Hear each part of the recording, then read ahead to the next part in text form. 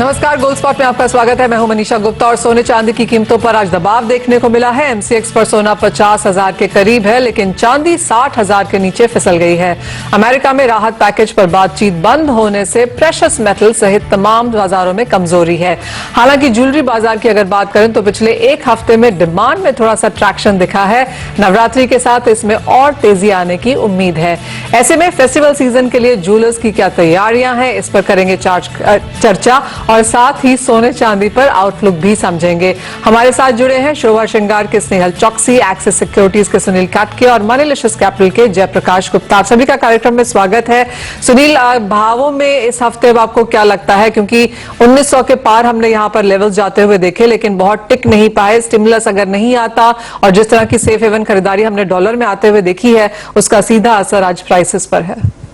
जी मनीषा जी, जैसे आपने बताया, एक long awaited fourth major stimulus package expect कर रहा था यूएस इकोनॉमी को रिवाइव करने के लिए, जो कि ट्रंप ने ऑब्वियसली इलेक्शन के बाद के लिए पोस्टपोन कर लिया है, जिससे डॉलर इंडेक्स जो है 93.40 के लेवल से एकदम से तकरीबन 94 के लेवल तक पहुंच गया, जिसकी वजह से हमें आज एक 400-500 रुपए का गिरावट देखने को मिला।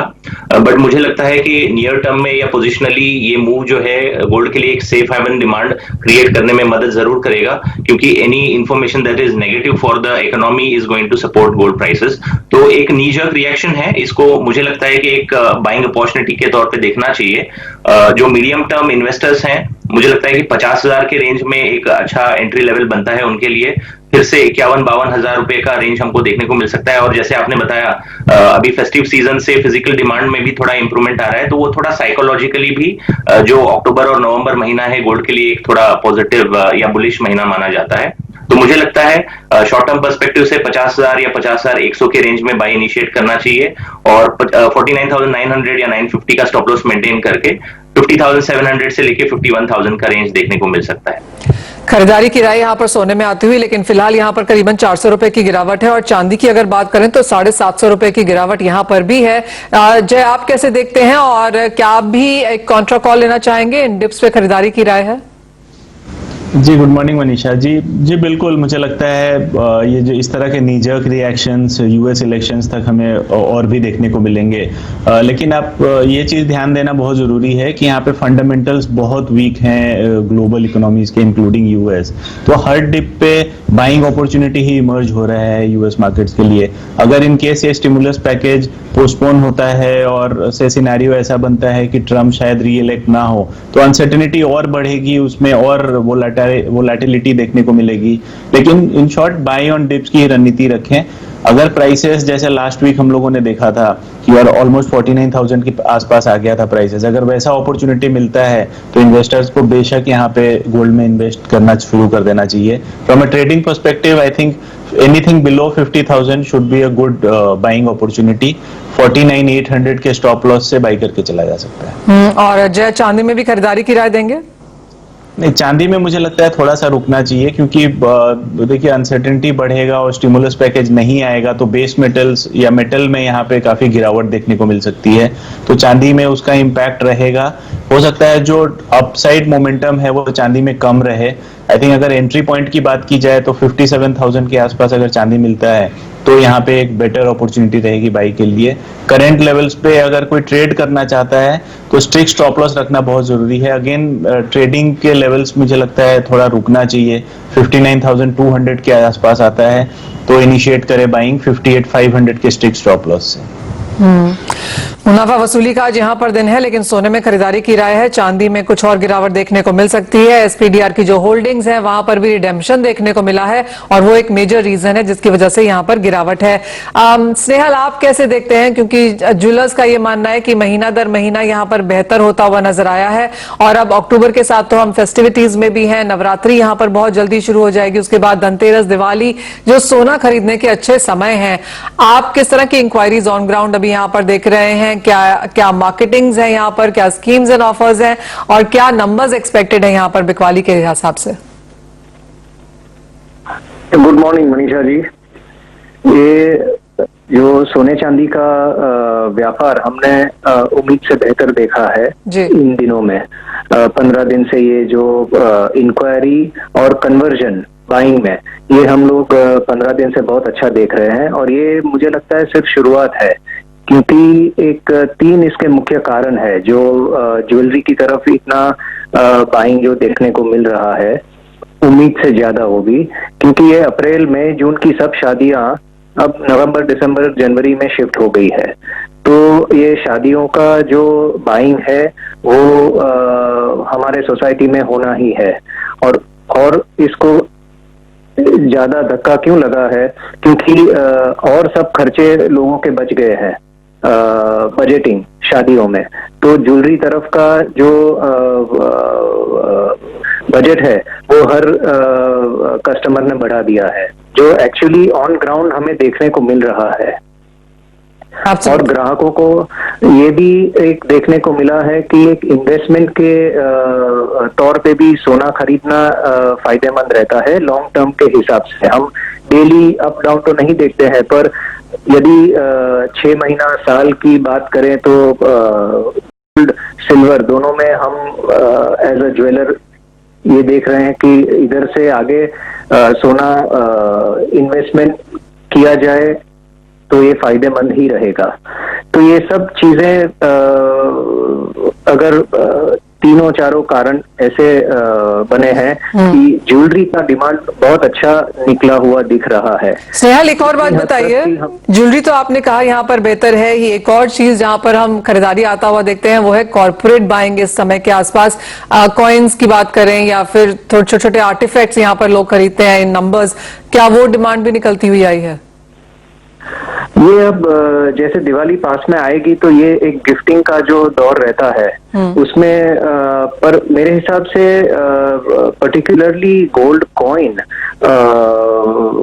अब थोड़ा सा इसमें कम इंटरेस्ट रहेगा लोगों का, क्योंकि 6,000 रुपए का 1 ग्राम का कॉइन मिलता है जो दिखने में कुछ हार्डली विजिबल है।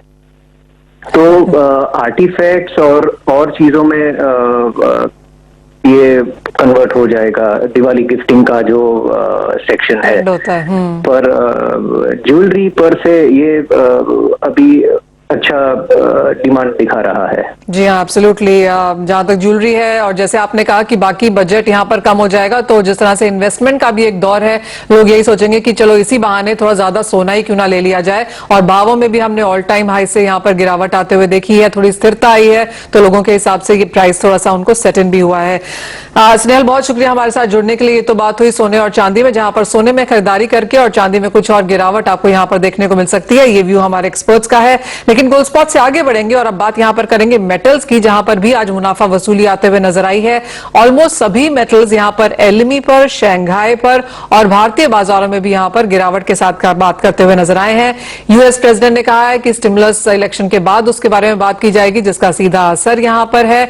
और जेरोमी पॉवल ने भी कहा है कि जो यूएस की रिकवरी है वो वन वे नहीं है और डाउनसाइड रिस्क यहां पर अभी भी है। ऑफकोर्स कुछ एक मेटल्स में यहां पर फंडामेंटल्स वॉच करने होंगे, क्योंकि कॉपर में एस्कॉन्डिडा माइन में हड़ताल की आशंका है। निकल की अगर बात करें तो टेस्ला जो कंपनी है वो इंडोनेशियन सरकार से बात कर रही है कि वहां पर डोमेस्टिक कुछ इन्वेस्टमेंट की जा सकती है। तो ये जो इंडिविजुअली कमोडिटीज के फंडामेंटल्स हैं, ये यहां पर नजर रखने की जरूरत है। लेकिन एज ऑफ नाउ मैक्रो यहां पर भारी है। सुनील, कैसे देखते हैं आप मेटल्स को और यहां पर क्या ट्रेडिंग की अपॉर्चुनिटीज हो सकती हैं? जी मनीषा जी, जो स्टिमुलस मेजर्स की जो टॉक्स थी वो अभी पोस्टपोन हो चुकी हैं, तो ऑब्वियसली सारे ही बेस मेटल और एनर्जी सेक्टर में इसका एक नेगेटिव असर देखने को मिलेगा। अगर हम स्पेसिफिकली कॉपर की बात करते हैं, कॉपर अभी भी तकरीबन 511 के रेंज में ट्रेड कर रहा है डोमेस्टिक मार्केट पे, और इवन अगर हम एलएमई की बात करते हैं तो $6,500 के रेंज में ट्रेड कर रहा है, जो कि एक एक डिसेंटली हाई प्राइस माना जाता है अगर हम बेस मेटल पर्सपेक्टिव से देखेंगे। तो मुझे लगता है कि एक मुनाफा वसूली तो हम एक्सपेक्ट कर ही रहे थे। डोमेस्टिक मार्केट में 490 के रेंज तक हम एक रेट एक्सपेक्ट पहले से ही कर ही रहे थे, और इस न्यूज से मुझे लगता है कि और ज्यादा सेलिंग प्रेशर इसमें देखने को मिलेगा।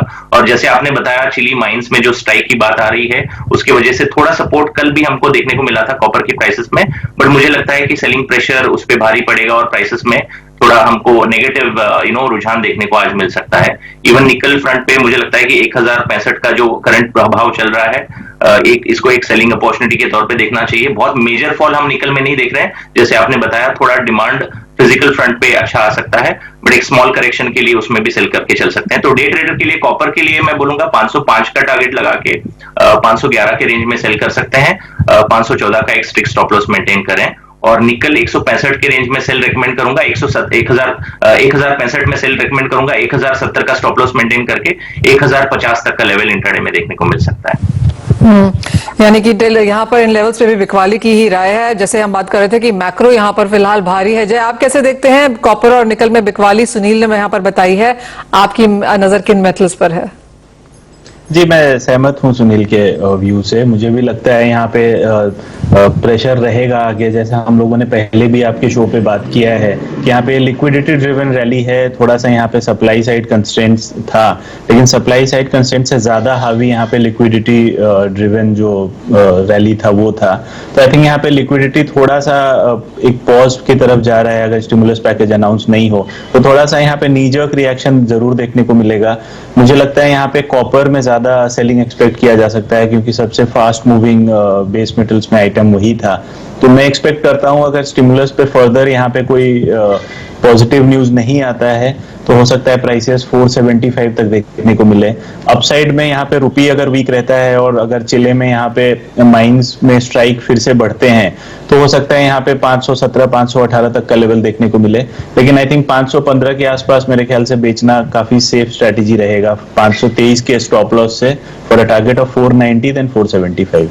ओके, और भी गिरावट यहाँ पर देखी जा सकती है, और गिरावट यहाँ पर सिर्फ मेटल्स में नहीं है, कच्चे तेल पर अगर आप नजर डालें तो आज दूसरा ऐसा सेशन है जहां पर यहाँ भी मुनाफा वसूली देखने को मिली है। ऑफ कोर्स कैटेगरी 4 हरिकेन जो है डेल्टा, उसकी वजह से गल्फ ऑफ मेक्सिको में करीबन 29% का कामकाज बंद है, लेकिन फिर यूएस इन्वेंट्रीज में बढ़त है। स्टिमुलस नहीं आने की जो चिंता है उसका असर यहाँ भी पड़ता हुआ नजर आया है, करीबन 1.5 से 2% की गिरावट आपकी स्क्रीन पर। यहाँ पर जय क्या करना चाहेंगे, क्योंकि 40 के तरफ भी होल्ड कर रहे हैं, और वो शायद इसलिए क्योंकि बाजार यहां पर सप्लाई में जो कंसर्न्स हैं, चाहे वो अंतर्राष्ट्रीय बाजारों से आती हुई हैं, नॉर्वे से फॉर एग्जांपल, या फिर डेल्टा की वजह से हैं, ओवरऑल यहां पर क्या स्थिति रह सकती है? देखिए मनीषा, $40 WTI काफी क्रूशियल लेवल है, मार्केट उसके आसपास ही अभी ट्रेड कर रहा है। यहाँ पे शॉर्ट टर्म पॉजिटिव न्यूज में आप देख सकते हैं कि यहाँ विंटर डिमांड निकल के आ सकता है, हरिकेन की खबरें हैं, तो जिसके कारण हो सकता है थोड़ा सा बाउंस देखने को मिले। लेकिन स्ट्रक्चरली यहाँ पे डिमांड साइड में रिवाइवल के चांसेस बहुत कम नजर आ रहे हैं। तो आई थिंक कोई शॉर्ट टर्म पर्सपेक्टिव से ट्रेड करना चाहता है तो ये न्यूज बेस्ड आइटम पे बाइंग किया जा सकता है, लेकिन थोड़ा मीडियम टर्म आउटलुक रखें तो मेरे ख्याल से सेफर स्ट्रेटेजी रहेगा सेल करके चलना। 3010 के ऊपर का कोई लेवल मिलता है तो बिल्कुल बिकवाली करके चला जा सकता है। 3100 के थोड़े से पोजिशनल स्टॉप लॉस के लिए मुझे लगता है 2800 से 2750 का level within a week देखने को मिल सकता है। आप कैसे देखते हैं सुनील, क्रूड ऑयल के प्राइसेस को, या फिर यहाँ पर नेचुरल गैस में जहां पर और थोड़ी सी मंदी आती हुई नजर आई है, यहाँ पर आपकी ट्रेडिंग स्ट्रेटजीज क्या रहेंगी? मनीषा जी, मुझे लगता है मैं भी जय के व्यू से सहमत हूं। मुझे लगता है कि थोड़ा शॉर्ट टर्म में एक वीक हमें डिमांड का नजर आ रहा है क्रूड ऑयल के फ्रंट पे अगर हम देखते हैं तो। हालांकि स्टॉर्म्स की वजह से सप्लाई डिसरप्शन है, but in a way physically demand की जो कमी है वो अभी भी बरकरार है, और जो इकोनॉमिक रिकवरी में जो स्लो डाउन है उसके वजह से इवन जो फ्यूचर डिमांड का भी एक जो फोरकास्ट आया है वो डाउन साइड आया हुआ है। तो मुझे लगता है यूएस इन्वेंट्री को अगर हम ध्यान में रखते हैं, स्टिमुलस मेजर का पोस्टपोन होना अगर हम बोलते हैं, तो मुझे लगता है कि क्रूड ऑयल जो है $38 के रेंज में WTI ट्रेड होते हुए नजर आ सकता है, जो कि अगर हम डोमेस्टिक मार्केट में कन्वर्ट करते हैं तो 2850 और 2800 के रेंज तक देखने को मिल सकता है। तो डे पर्सपेक्टिव से 2950 के रेंज में सेल इनिशिएट किया जा सकता है, 2990 का एक स्टॉप लॉस मेंटेन करके चलें, और 2870 का एक टारगेट देखने को मिल सकता है। अगर हम नेचुरल गैस की बात करते हैं, मुझे लगता है कि विंटर डिमांड पिकअप होगा तो इसको एक बाय ऑन डिप की स्ट्रैटेजी के तौर पे देखना चाहिए। 180 के रेंज में नेचुरल गैस अगर मिलता है तो खरीदना चाहिए। नवंबर से again we can expect the prices to go up. चलिए, यानी कि सोने को खरीद के छोड़ के बाकी सभी कमोडिटीज में यहाँ पर बिकवाली की राय हमारे दोनों एक्सपर्ट्स की तरफ से आती हुई। लेकिन इसी के साथ लेंगे एक छोटा ब्रेक। जब लौटेंगे तो एग्रीकल्चर कमोडिटीज की तरफ ध्यान डालेंगे, बात करेंगे यहाँ पर कपास की, और मंडियों में आवक की क्या स्थिति है रिफॉर्म्स के बाद, उस पर भी लेंगे एक जायजा।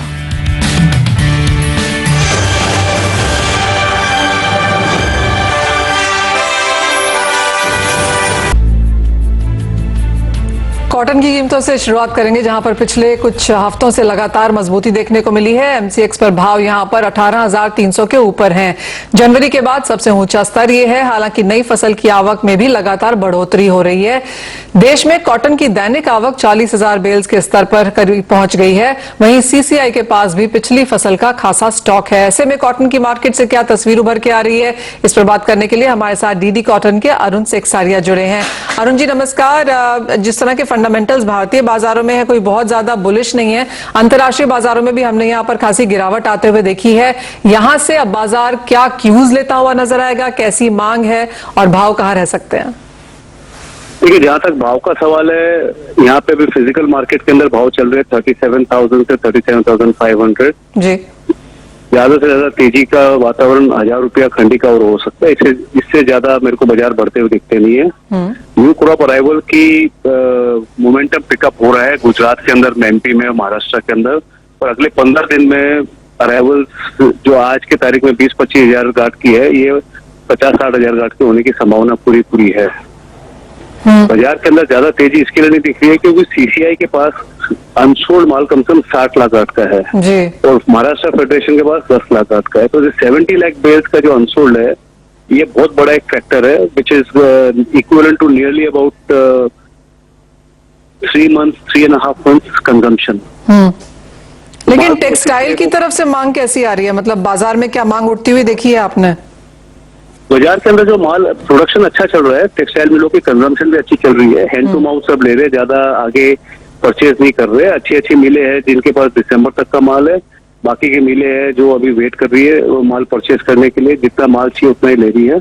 एक्सपोर्ट के अंदर अपने भाव बिल्कुल पोसा नहीं रहे बिकॉज काफी दाम बढ़ गए हैं, but Brazil and other cotton are available cheaper. तो ये देखने की बात होती है कि प्राइसिंग क्या रहती है। अगर सीसीआई बहुत अग्रेसिवली बाई करेगी और जेनरस लोग को माल नहीं मिलेगा तो भाव कमती होने की संभावना कमती है। पर अगर सीसीआई ज्यादा अग्रेसिवली बाई नहीं करती है तो पीछे बाजार में तेजी की कोई वातावरण दिखता नहीं है। आरएम जी बहुत शुक्रिया हमारे साथ जुड़ने के लिए। तो क्लियरली बाजार में ये सिनेरियो है कि जैसे उन्होंने कहा कि भाव बॉटम के करीब है, तो यहां से बढ़ता है, लेकिन कोई बहुत रनअवे रैली की जरूरत नहीं है क्योंकि हैंड टू माउथ खरीदारी अभी भी यहां पर मिल्स की तरफ से आती हुई दिखी है। आगे बढ़ेंगे और महाराष्ट्र में रिफॉर्म से जुड़े नए कानून लागू नहीं किया गया है, लेकिन मुंबई एपीएमसी के ट्रेडर्स के मुताबिक अभी से ही मार्केट में यहां पर आवकें घट गई हैं। इस बारे में मुंबई एपीएमसी के ट्रेडर्स से बात यहां पर करेंगे। हमारी सहयोगी सिल्की सिंह ने बात करी है, जानते हैं उनसे कि किस तरह का वातावरण यहां पर देखने को मिला है। आवक प्रभावित हुई है और कितना प्रभाव पड़ा है? 70% के आसपास आवक कम हो गई है, जो आपके पास फिगर है। न फार्मर ने डिमांड करी, न ट्रेडरों ने डिमांड करी, और ये लॉकडाउन की इतनी विषम परिस्थिति में बिल कभी आया कभी पास आया, हमारा कुछ कोई सुनने वाला नहीं था, कोई बात नहीं था। और 5 करोड़ 60 लाख व्यापारी हिंदुस्तान के और नवी मुंबई के अंदाजा 50,000 के ऊपर व्यापारी परिवार बिल्कुल उद्ध्वस्त हो जाएंगे। उसकी जिम्मेवार राज्य सरकार और सेंट्रल गवर्नमेंट दोनों रहेगी। 70% तक कमी आई है, आप क्या वजह मानते हैं इसके पीछे? क्यों 70% की आवक में जो है वो कमी देखने को मिल रही है एपीएमसी मार्केट में? एपीएमसी मार्केट में जो सरकार ने डिसीजन लिया, तो यहाँ पे हम लोग को शेष लगता है और बाहर लोगों को शेष नहीं लगता, इसलिए हमारी मंडी के अंदर व्यापार कम हो गया है। हम यही कहना चाहते हैं सरकार से कि यहाँ दोनों बाजू शेष रखे, हम लोग शेष भरने को तैयार है, तो बाहर भी जो माल जाता है वो उनके पास से भी शेष लो, यहाँ दोनों बाजू से शेष निकाल दो। डिमांड करते हैं कि लेवल प्लेइंग फील्ड दे। शेष अगर रखना है तो वो गवर्नमेंट सोर्स रेवेन्यू है, वो उनका डिसीजन है, तो सभी ट्रांजैक्शन पर रखें। मंडी में है, बाहर नहीं है, वैसा नहीं रखें। हमारे साथ अशोक वालोन जी भी यहाँ पर मौजूद हैं। अशोक जी, जैसे आपने सुना, काफी सारे कारोबारी मुंबई एपीएमसी में ये कहते हुए नजर आए हैं कि जो आवक है वो यहाँ पर करीबन 60 से 70% घट गई है। जो आपका सेक्टर है यानी कि आलू प्याज, क्या वहां पर भी असर पड़ा है? एक्चुअली मैडम नमस्कार, ये एक्चुअली असर जो है ये लॉकडाउन का असर है और जो गवर्नमेंट का कानून है उसका भी असर है। तो आगे जाके जी अशोक जी, आगे जाके कितना असर पड़ सकता है इसका? आपको लगता है कि ये ट्रेंड जारी रह पाएगा? नहीं, इसमें तो असर तो बहुत पड़ने वाला है। हम लोगों का जो व्यापार है, हम लोग के पूरी तरह से कानूनन काम करते हैं और बाहर के लोगों को कानून नहीं है। लेकिन आगे चल के अभी जो सेंट्रल ने जो कानून निकाला है उसके ऊपर अभी स्टेट गवर्नमेंट ने स्टे देने की कोशिश की है और उसके दरमियान अभी बीच में देखते हैं कि स्टेट गवर्नमेंट इसमें कुछ ना कुछ पर्याय निकाल के हम लोगों को राहत देने का, फार्मर्स लोगों को भी राहत देने का काम करेंगी। ऐसे हमारी स्टेट गवर्नमेंट से उम्मीद है।